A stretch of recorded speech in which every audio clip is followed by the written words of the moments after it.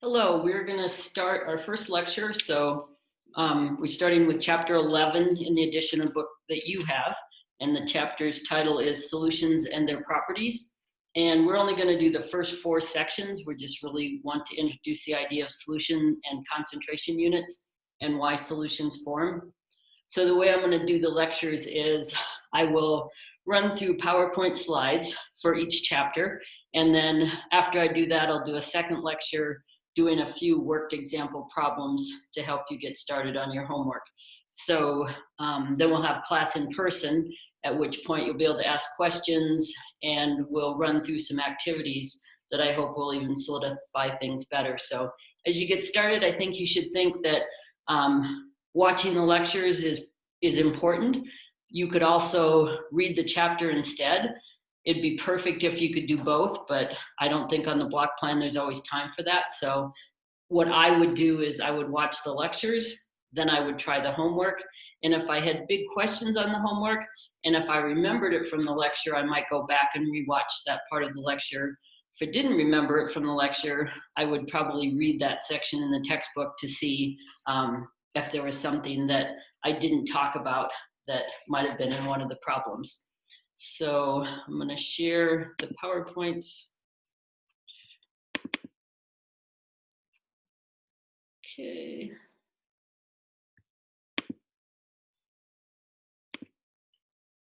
Okay, so these PowerPoints are from a newer edition of the text, which we've used in past years. So their chapter numbers will be different, but this is exactly what's in chapter 11, the first four sections. So solutions and their properties. So a solution is a homogeneous mixture. So things are mixed, you don't have particles separate of the liquid, or if it's two solids, they're completely mixed in a homogeneous way. The solvent, because you can have liquids, gases, and solids, the solvent is usually defined as the major component, so that's present in the largest excess, and the solute is the minor component. So this table, which is also in your text, just shows you some of the kinds of solutions you might be familiar with. Gas and gas, which is the air we breathe. There are lots of different gases in there. The solvent in that case would be nitrogen, and the others would all be solutes. So nitrogen is the primary component of air. The primary one we're going to think about are liquid and solid, and solid and liquid and liquid, and liquid and solid. So we'll talk a lot about these kinds of solutions. Almost all of the work we do in this class, the solvent will be water. We'll be talking about things that are important environmentally or biologically. So hopefully those will be things you're interested in. So stream water, the solvent would be the water, and all the other components would be solutes. Your blood's major component is water. So most solutions we talk about will be solutions where the solvent is water. So why do things dissolve? There are lots of reasons, but one is the energy change of the process. So if you have a solvent and a solute, so the top of this slide, and you mix them together, you're changing the interaction. So the long white lines are representing the intermolecular forces that hold two solvent molecules together. So if it does happen to be water, those would be hydrogen bonds. And if you're maybe dissolving sodium chloride, an ionic salt in that water, the solute-solute interactions or intermolecular forces would be ionic bonds. When you dissolve those two, you break those interactions, the solvent with itself and the solute with itself, and you create new intermolecular forces. So if it's an ionic compound in water, you create forces between the ion and then the dipole moment of the solvent, which is the dipole moment of water in this case. So when you think about it, when you have water and salt, in order for the two to mix, you have to separate all of the ionic bonds. So the last slide showed this in a different way, and then completely surround each of those ions with water molecules. And you see they're oriented in different ways. So if the purple ones are positive charged, the sodium, then the water molecules are going to orient their dipoles so that the negative part surrounds the positive ion. Be the opposite with the anion. So the chloride will be surrounded with water molecules where the orientation of them is such that the positive hydrogen end of the water molecules surrounds each of the anions. So when I need to let my cat out. Go ahead, you go out. About that. So when two things dissolve, something else changes, and that's the entropy. So when you start out and you have a pure solid and a pure liquid, the two red components on the left-hand side of the slide, and then you mix them together with two other, the ones in the middle, so liquid 1 and liquid 2, you go from pretty ordered systems to something that has less order. And you may remember from Chem 107, if it has less order, if things are more random, then we say it has higher entropy. So in general, when you make a solution out of pure components, the top row, a solid in a liquid, the second row, a liquid in a liquid, you're creating more entropy. So it has a positive entropy change for that process. And so we'll talk a lot more about a change in Gibbs free energy in one of the last chapters in this class, but at least in 107, you should have been introduced to the idea that it's really delta G, a change in Gibbs free energy, that will tell you if a process is spontaneous. So that combines both the delta H, the change in energy essentially, with the delta S, the change in entropy or the randomness. And you can either end up with positive or negative when you try to dissolve two things. So some things are soluble in each other and some things aren't. So if those components add up, when you add the temperature in there to give you a negative delta G, that process will be spontaneous. So whatever you're trying to mix will make a solution. If it's positive, then the opposite is true. Your solution won't form. Something won't dissolve when you look at those delta H's and delta S's that go with that process. We could just, oh, that wouldn't work. There aren't any. So one thing you should notice is that the delta S's tend to always be positive. There tends to always be more entropy when two things are mixed rather than when they're apart. The delta H depends on those intermolecular forces. So you see some negatives and some positives. To be able to measure that, you probably did a calorimetry lab in 107 where you measured a temperature change. So this is looking at, in the first case where I put calcium chloride in water, the temperature goes up, which means that process was exothermic, delta H was negative.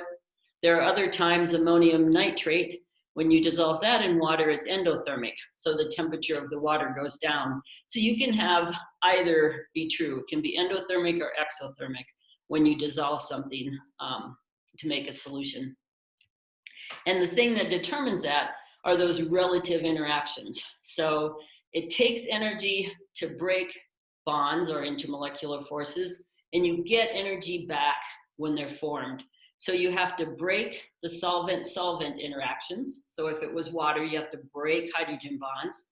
Then you have to break solute-solute interaction. So the example I used was sodium chloride. You have to break apart those ionic bonds.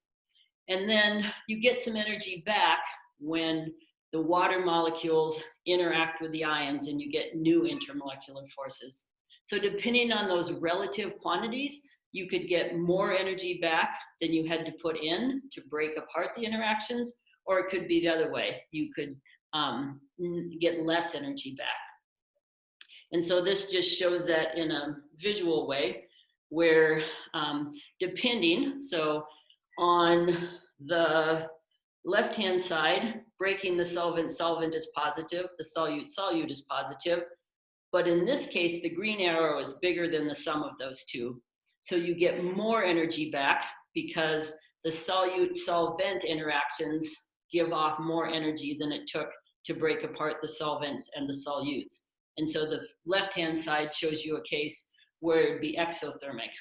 On the right-hand side, it's still true that the red arrow and the purple arrow go up. They have positive delta H's, but it turns out that the green arrow is smaller. So it takes more energy to break the solvent-solvent interactions and the solute-solute interactions than you get back when the solvent interacts with the solute. And so in that case, it would be an endothermic process of dissolving whatever you're dissolving in that case.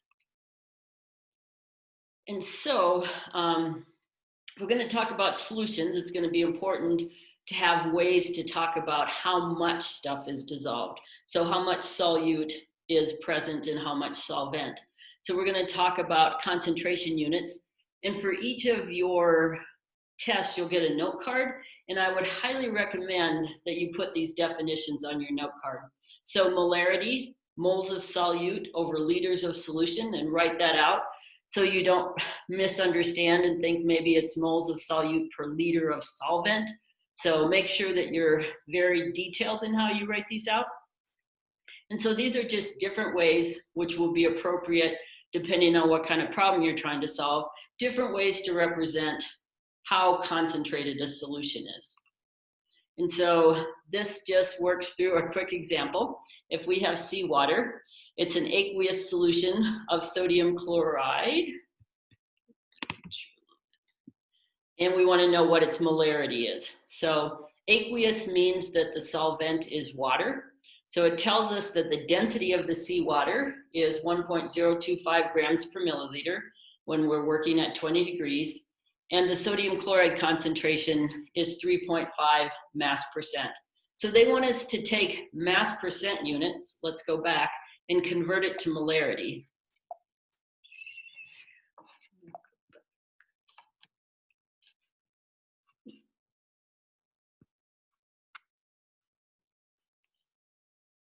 It's not letting me go back. I don't know why.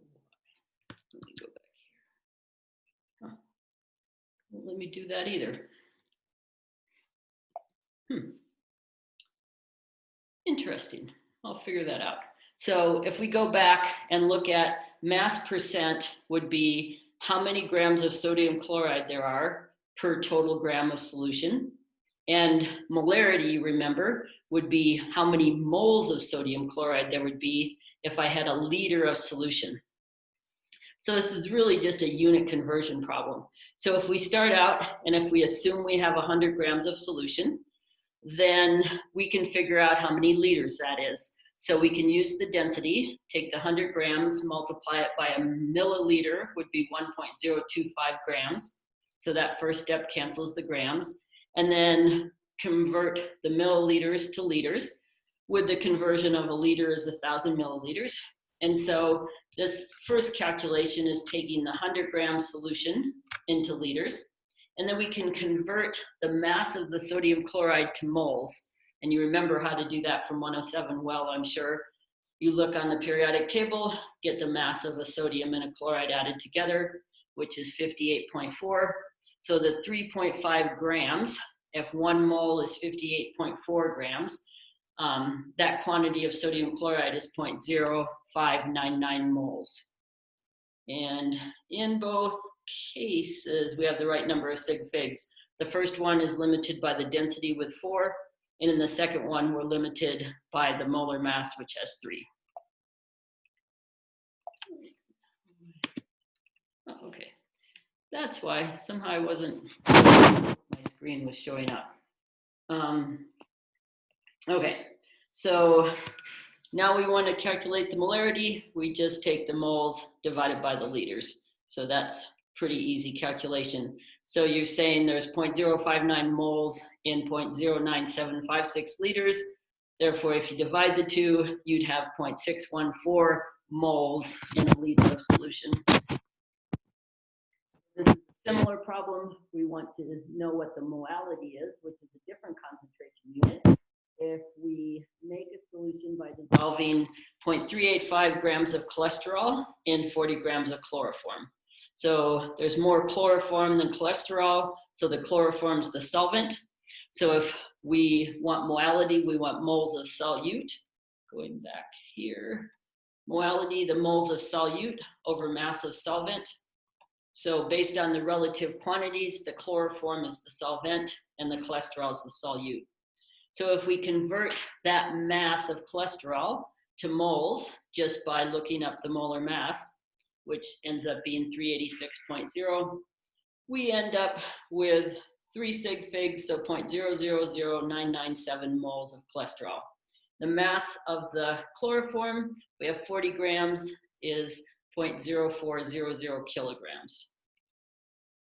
So if we want the molality of the solution, we just divide those two. So this would give us units of moles of the solute over kilograms of solvent. So this is the table that has all those units in it. And so this is what I think would be really helpful to put on your note card. Just a little more discussion of solutions. What determines whether or not something is soluble? A solution containing the maximum amount of dissolved solute at equilibrium is called saturated. So when a solution is saturated, depending on what the combination is, it could be super concentrated or less concentrated. And so there are some important factors that impact when a solution is saturated, depending on the properties of the solute and the solvent. A supersaturated solution is a strange one. It's a solution that has more solute than it should have at equilibrium. And so this is a kinetic factor, which we'll talk a lot about the difference between kinetics and equilibrium. So this is a really good demo, and your book has a pretty picture, where on the left-hand side, you have, I think it's sodium acetate, in water. And you've heated it up and you've dissolved more than should be soluble at a lower temperature. And then you lower the temperature. But if you do that in a very gentle way, there's no crystal formation that starts. But it will start if you just give it a little incentive. So on the right-hand side, if you add just one crystal, the entire concentration of the sodium acetate almost will fall out, and you'll have this beautiful white crystal within a little bit of solution. So that's just an example of how you might make a supersaturated solution. This shows you that in general, when temperature increases, solubility increases of a solid in a liquid. So each of these are aqueous solutions of different ionic compounds. In general, glucose, which isn't ionic, it's molecular, but its concentration increases, sodium nitrate increases, sodium acetate, the green line increases. Some things are almost flat, like sodium chloride has the same solubility at all temperatures, so it doesn't depend on temperature. And a few things actually go down. So the cerium sulfate decreases solubility as the temperature increases. So temperature increases when you try to dissolve a solid into water. Another important kind of solution is a gas dissolved in a liquid. So something like oxygen dissolved in the water of a lake. In general, the concentration of the gas in the liquid decreases as you increase the temperature. More of that gas stays in the gas phase. So this is just showing that. And if you increase the pressure, makes sense, you're increasing the number of collisions with the gas molecules on the surface of that solution, so more will stay dissolved. So when pressure is increased, the solution's concentration goes up.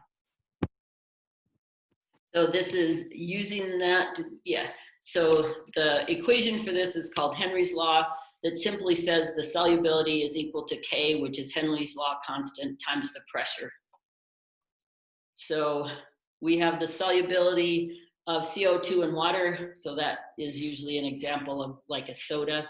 When you put CO2 into a soda, then you have to keep that pressure above constant. So once you open the container, the CO2 concentration will go down, your soda will get flat. But in this case, if you keep it sealed and you have 1 atmosphere of CO2 above the water, then this is showing you that you'll have 3.2 times 10 to the minus 2 molar in CO2 in that water. So this is just asking you to calculate the Henry's law constant. So solubility equals Kp. So K is equal to the solubility over P. The solubility is 3.2 times. The pressure is given in atmospheres. So in these units, K would be 3.2 times 10 to the minus 2 moles per liters times atmosphere. So your Henry's law constant could have any concentration and any pressure unit, as long as you give it, so we know what you're talking about. And this shows what I said earlier, that as you increase the temperature, it's the opposite of a solid in a liquid. A gas usually becomes less soluble, has a greater desire just to stay in the gas phase than to be held in the liquid phase by the intermolecular forces. So the solubility tends to decrease with temperature if you're talking about a gas dissolved in a liquid. And that is it for what we're going to talk about in this chapter. Then we're going to move on to chapter 12, which is a chapter on kinetics. We'll come back to this idea of a solution and concentration units throughout the block. It's going to be super important. We're going to talk almost exclusively about reactions taking place in aqueous solutions. So I am going to end this first lecture and pick out some problems and do another lecture.